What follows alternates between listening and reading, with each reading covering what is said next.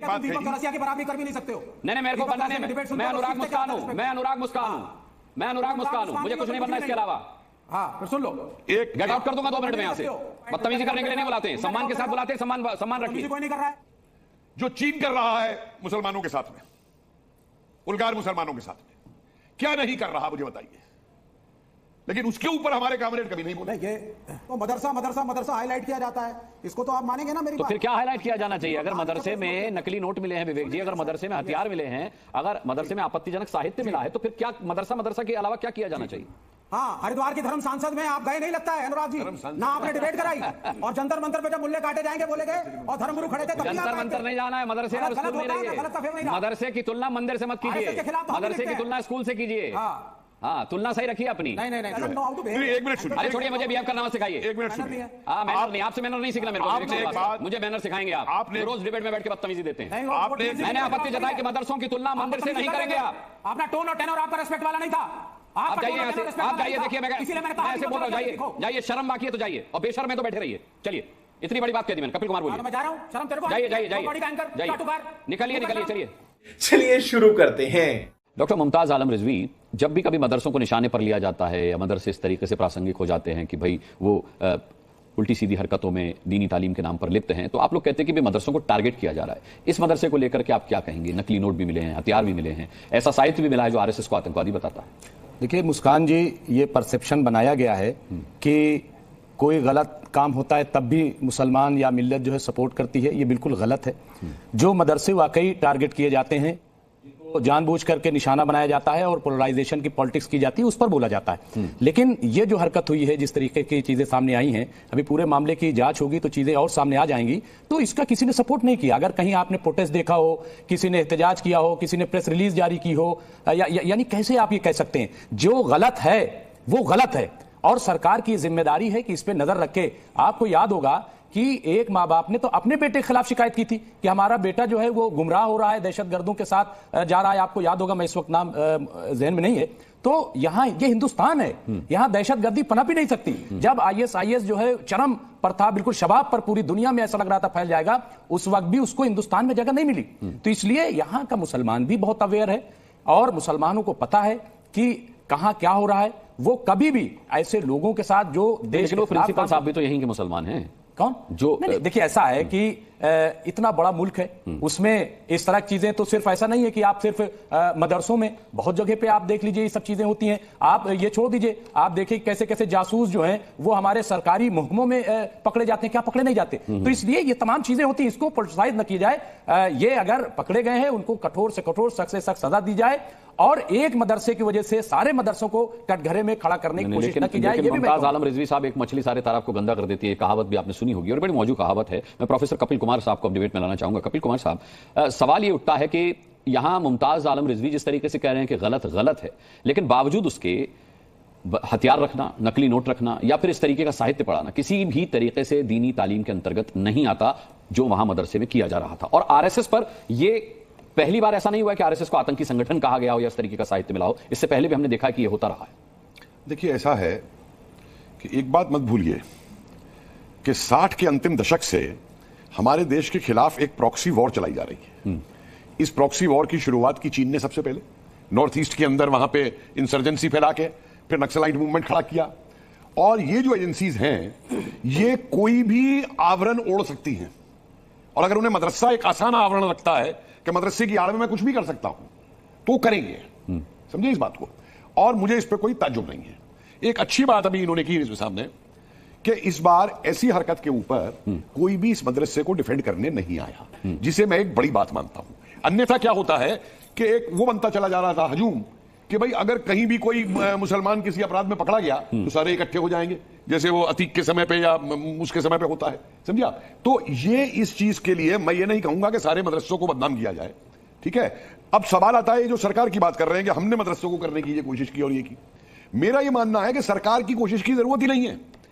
अगर ये मुसलमान हिंदुस्तान के लिए जब कहते हैं कि हिंदुस्तान हमारा मुल्क है, हमारा राष्ट्र है, तो इनको तो खुद मदरसों के अंदर एक राष्ट्रवादी नैरेटिव जो खत्म हो गया था। आप ही के यहां एक बार प्रोग्राम में कुछ साल पहले जब मैंने नाम गिनाने शुरू किए, अजीमुल्लाह से लेके अशफाकुल्लाह लेकर के, मकबूल शेरवानी लेकर के, अब्दुल हामिद लेकर के, तो मुस्लिम बच्चों के फोन आए कि साहब ये किनके नाम आप बता रहे हैं, हमें तो ये मालूम ही नहीं है। तो मैंने कहा भाई तुम्हें क्यों मालूम होगा, क्योंकि वहां तुम्हें जिन्ना रहमत अली चले। तो ये जो नाम है कि जिन्होंने भारत के लिए एक नेशनलिस्ट डिस्कोर्स दिया, मुझे बताइए आजाद हिंद फौज के अंदर क्यों नहीं थे ये डिफरेंसेस, जबकि उस समय तो 1940-44 के बीच में पीक पे चल रही थी हिंदुस्तान पाकिस्तान की डिमांड और झगड़ेबाजी पूरी, उधर नेशनल मुस्लिम गार्ड बन रहा था, वो हो रहा था। तो ये जो नैरेटिव है पूरा देश के अंदर एक करने वाला, दिक्कत क्या है कि देश को कुछ लोग हैं, हम ये नहीं चाहते कि खाई के ऊपर पुल भी बनाया जाए, हम चाहते हैं कि खाई को पाटा जाए, क्योंकि पुल टूट सकता है, लकड़ी का बनाओगे जल सकता है और लोहे का बनाओगे जंग लग सकता है। हम चाहते हैं ये खाई पाटी जाए, लेकिन कुछ लोग ऐसे मौजूद हैं जिनकी दुकान अगर ये खाई पट जाती है तो उनकी दुकान नहीं चलेगी। और इस तरीके के लोग हर राजनीतिक दल में मौजूद हैं, हर तरफ मौजूद हैं। आपका इशारा क्या समाजवादी पार्टी की तरफ? मेरा इशारा, लोग देखिए, मैं पार्टी की बात ही नहीं कर रहा हूं भाई, राजनीतिक पार्टी दलों की तो देखिए, मैं एक मानसिकता की बात कर रहा था। कट्टरवादिता एक मानसिकता है और सत्ता पाने की हवस भी एक मानसिकता है, और उस सत्ता पाने की हवस के लिए कट्टरवादी मानसिकता को भी प्रोत्साहन किया जाता है राजनीतिक दलों की तरफ से। अब मेरा एक जैसे सवाल है, विवेक जी बैठे हैं, कॉमरेड, जो चीन कर रहा है मुसलमानों के साथ में, उलगार मुसलमानों के साथ में, क्या नहीं कर रहा मुझे बताइए, लेकिन उसके ऊपर हमारे कॉमरेड कभी नहीं बोले। सुनिए, देखिए विवेक जी, मैं बहुत स्पष्ट सवाल पूछ रहा हूं आपसे, ठीक है, कि आपका ऑफिशियल कभी कंडमनेशन आया इस चीज का कि ह्यूमन राइट्स को लेके, या वहां पे मस्जिदें तोड़ी गई, या वहां पे दाढ़ी नहीं रखनी जाती, जबकि पैलेस्टीन को लेके, इन चीजों को लेके आप देते हैं। मैं उसको आपको ये नहीं कह रहा कि आप मत दीजिए स्टेटमेंट, लेकिन मैं ये कह रहा हूं कि एक तरफा होने से ठीक है, बात नहीं बनती है। विवेक जी का जवाब ले लेते हैं, फिर आगे बढ़ते हैं। विवेक जी, कपिल जी, आप कॉमरेड रहे हैं, कम्युनिस्टों में रहे हैं, तभी मैं सवाल पूछा है भाई। आइडियोलॉजी मालूम है, कम्युनिस्ट मैनिफेस्टो मालूम है, जी, ठीक है ना, तो आपको हर चीज पता है। देखिए, दो चीजें हैं, बड़ी क्लियर सी बात है, communism with Chinese perspective, communism with Indian perspective, communism with Pakistani perspective. Party की क्लास में ये नहीं पढ़ाया जाता पर्सपेक्टिव, सिर्फ एक मार्क्सिस्ट पर्सपेक्टिव पढ़ाया जाता है। सर, एक मिनट, नहीं, एब्सोल्युटली यस, आई अंडरस्टैंड। लेकिन जो कम्युनिज्म जिस तरीके से रूस में आया वो वर्कर्स रेवोल्यूशन था, जिस तरीके से चाइना में आया that was an agrarian revolution. Similarly every country has its own way of thinking. Now एक तो देखिए, आप रिलीजियस इक्वेशन को या हम धर्म को नहीं मानते सेंट्रल पॉइंट किसी भी देश का, या राष्ट्रवाद का जो बेस और बैकबोन है, हम उसको रिलीजन नहीं मानते। अब उसमें अमेरिकन प्रोपेगेंडा अगर होता है, हमें एंटी मुस्लिम आप दिखाइए, एंटी हिंदू दिखाइए, एंटी क्रिश्चियन दिखाइए, that becomes a very different story. लेकिन यहां पर जो माइनॉरिटीज के साथ हो रहा है उसके लिए तो खड़ा होना पड़ेगा। नकली नोट तो पूरे देश में बहुत जगहों पर छपते हैं, लेकिन अगर वो एक मदरसे में एक कल्प्रिट, एक गलत आदमी पकड़ा जाता है तो मदरसा हाईलाइट किया जाता है। इसको तो आप मानेंगे ना मेरी तो बात? फिर क्या हाईलाइट किया जाना चाहिए? अगर मदरसे में नकली नोट मिले हैं विवेक जी, अगर मदरसे में हथियार मिले हैं, अगर मदरसे में आपत्तिजनक साहित्य मिला है, तो फिर क्या मदरसा के अलावा क्या किया जाना चाहिए? हाँ, वो असल में अगर किसी मंदिर में कुछ पकड़ा जाए या चर्च में कुछ पकड़ा जाए, नहीं, बताइए मुझे, इतिहास बताइए, कब कहां किस मंदिर में पकड़ा गया वो बताइए। अगर नहीं, किस मंदिर में, और मंदिर से मदरसे की तुलना नहीं कर सकते आप विद्यालय से कीजिए मदरसे की तुलना। क्यों नहीं कर सकते? नहीं, मदरसे की तुलना विद्यालय से करेंगे ना, मदरसे की तुलना आप मस्जिद की तुलना मंदिर से कर सकते हैं, मदरसे की तुलना कैसे कर देंगे? आप मंदिर कैसे ला सकते हैं मदरसे के जिक्र पर? आप बताइए, किसी विद्यालय में, किसी हिंदू विद्यालय में आपको इस तरीके का हथियार, नकली नोट या आपत्तिजनक साहित्य मिलने की खबर कभी आपने सुनी है, पढ़ी है? हिंदू विद्यालय क्या होता है?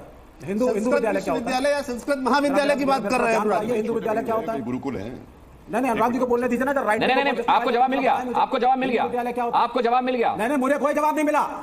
हाँ, हरिद्वार की धर्म सांसद में आप गए नहीं लगता है अनुराग जी, ना आपने डिबेट कराई, और जंतर मंतर पे जब मुल्ले काटे जाएंगे बोले गए और धर्मगुरु खड़े थे, जंतर मंतर नहीं जाना है, मदरसे और स्कूल में रहिए, गलत का फेवर नहीं करना, मदरसे और स्कूल में ही रहिए। हाँ, और आरएसएस के खिलाफ अगर कोई लिखेगा तो वो ये नहीं है कि राष्ट्रवादी नहीं। मदरसे की तुलना मंदिर से मत कीजिए, मदरसे की तुलना स्कूल से कीजिए। हाँ, तुलना सही रखिए अपनी। नहीं, आप अपनी विद्वता पर ही सवाल खड़े करिए, आप अपनी विद्वता ही संदिग्ध मत करिए। एजेंडा गलत है। मेरा कोई एजेंडा नहीं है। कभी डिबेट नहीं कराएंगे कि अडानी की पोर्ट पे हजारों आपके मन से नहीं होती डिबेट, या डिबेट आपके मन से नहीं होती। जिस दिन अडानी पे डिबेट होनी होगी उस दिन अडानी पे भी कराएंगे, डरते नहीं किसी से, डरते नहीं है किसी से। एक सेकंड मुस्कान, आप डरते हो, जनता पसंद करती है हमको, आपकी तरह जनता ने खारिज नहीं किया हमें, आपकी तरह जनता ने खारिज नहीं किया हमको। डरते हो? एक मिनट दे दीजिए। वाह, आईना दिखाया तो डर गए विवेक जी। कपिल जी कुछ कहना चाहते हैं? कोई आईना नहीं दिखाया, तुम्हारे आईना दिखाने से क्या होता है? नहीं, विवेक जी, मैं आईना आपका चेहरा दिखेगा आईना दिखाने से क्या होता है? विवेक जी, लेफ्ट पार्टी आईना ही तो नहीं देखती, दिक्कत यही तो है। विवेक जी, दिक्कत यह है, नहीं, मेरी पार्टी का क्या मतलब है? We have got 10 member parliament. आप यहाँ लेफ्ट पार्टी का प्रतिनिधित्व कर रहे हैं। तुम बीजेपी की, फिर मैं आपको यहाँ चित्रांशी की हैसियत से नहीं बुलाया मैंने, आपको यहाँ चित्रांशी की हैसियत से नहीं बुलाया, लेफ्ट पार्टी के नेता की हैसियत से बुलाया। नहीं, वो दैट इज वो ठीक है, there are 10 member parliaments, we are sharing power in Telangana, we were sharing power with मैंने अपनी आपत्ति जताई है, मदरसों की तुलना मंदिर से नहीं करेंगे। केरल में हमारी बात इसके बाद अनर्गल बोलेंगे तो मैं आपको नहीं दूंगा फिर डिबेट। आप मदरसे की तुलना मंदिर से नहीं करेंगे, मेरी आपत्ति है। के कहने से नहीं चलता, हम आरएसएस के खिलाफ हैं, हम आरएसएस के खिलाफ लिखेंगे। तुम्हें लगता है आरएसएस के खिलाफ होना बात अलग है, आरएसएस इस देश के मंदिर नहीं चलाती। विवेक श्रीवास्तव अपनी जानकारी दुरुस्त कीजिए, अपनी जानकारी दुरुस्त कीजिए, नहीं तो ऐसे हाशिए पर पड़े रहेंगे जैसे जनता ने फेंका हुआ है। देश के खिलाफ हो गया। विवेक जी थोड़ा आराम से एक बात और सुनिए। देखिए आपने एक बात कही कि आप एक मिनट सुनिए। अरे छोड़िए, मुझे बिहेव करना मत सिखाइए। एक मिनट सुनिए। मैनर नहीं, आपसे मैनर नहीं सीखना मेरे को। आपने एक बात, मुझे मैनर सिखाएंगे आप। आपने रोज डिबेट में बैठ के बदतमीजी देते हैं। आपने एक बात दीपक गौरसिया की बराबरी कर भी नहीं सकते हो। नहीं मेरे को बनना नहीं। मैं अनुराग मुस्कान हूं, मैं अनुराग मुस्कान हूं, मैं अनुराग मुस्कान हूं, मुझे कुछ नहीं बनना इसके अलावा। हाँ फिर सुन लो, एक गेट आउट कर दूंगा 2 मिनट में यहाँ से, गेट आउट कर दूंगा 2 मिनट में यहाँ से। बदतमीजी करने के लिए नहीं बुलाते हैं, सम्मान के साथ बुलाते हैं। सम्मान रखिए। कोई नहीं कर रहा है। मदरसे की तुलना मंदिर से करेंगे आप। वाई और की पार्टी है और वो है। हाँ मैं डिसेंटली बात कर रहा हूं तो बोलिए कपिल जी, आप डिसेंसी सीख कर आइए पहले। आपने माइनॉरिटीज की बात की, बेकार में आप डिसेंसी सीखे। आपने लगता है डिबेट में पहले मौका दे दिया, ये बर्दाश्त नहीं हो रहा है आपसे। डिबेट में मैंने आपको बोलने का पहले मौका दे दिया, ये बर्दाश्त नहीं हो रहा है आपसे। आप पर्सनल हो रहे हैं, आप पर्सनल मत होइए, मेरा इतना निवेदन है। और अगर आपको पर्सनल होना है तो आप जा सकते हैं, माइक उतारिए और निकलिए यहां से। नहीं तो आप क्यों पर्सनल हुए? मैं पर्सनल नहीं हुआ, मैंने अपनी आपत्ति जताई थी। विवेक श्रीवास्तव डिबेट में समय खराब कर रहे हैं आप। आपत्ति नहीं जताई सर, आपने डिसेंसी। मैंने आपत्ति जताई कि मदरसों की तुलना मंदिर से नहीं करेंगे आप। अपना टोन और टेनर आपका रेस्पेक्ट वाला नहीं था। आप जाइए यहाँ से, आप जाइए। देखिए मैं ऐसे बोल रहा हूँ, जाइए, शर्म बाकी है तो जाइए, और बेशर्म है तो बैठे रहिए। चलिए, इतनी बड़ी बात